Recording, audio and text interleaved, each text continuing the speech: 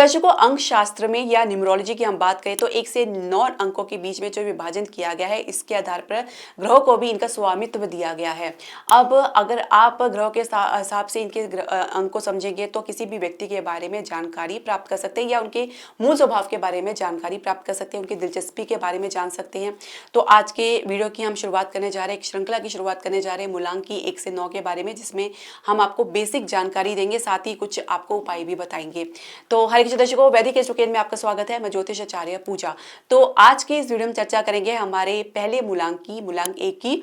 तो मूलांक 1 की बात करें तो उनका स्वामी है जो सूर्य है, और जब जिनका भी जन्म किसी भी मास की 10 तारीख, 28 या 19 को हुआ है, तो उनका जो मूलांक है वो 1 होता है, जिनका स्वामी सूर्य होता है।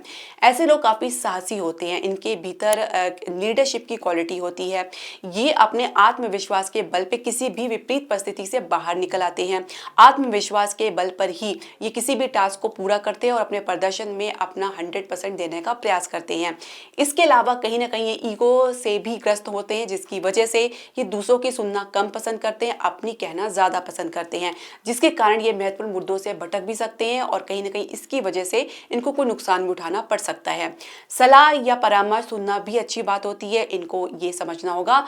और यदि हम कार्य क्षेत्र की बात करें तो जो इनका स्वभाव होता है उसके हिसाब से अगर हम समझे तो ऐसे लोगों के अंदर लीडरशिप की क्वालिटी बहुत अच्छी होती है। तो ये राजनीतिक क्षेत्र में या शोध में महत्वपूर्ण उपलब्धि प्राप्त कर सकते हैं। या इंजीनियरिंग सेक्टर में अगर हम बात करें या कुछ अग्नि से रिलेटेड जो चीज़ें होती हैं, अग्नि से रिलेटेड जो कार्य होते हैं, उसमें भी ये अपना जो है अच्छी सफलता प्राप्त कर सकते हैं। अब इनके संबंध की अगर हम बात करें तो वो इनका जो संबंध होता है वो 2 या 3 या 9 मूलांक वालों से अच्छा बेहतर बनता है।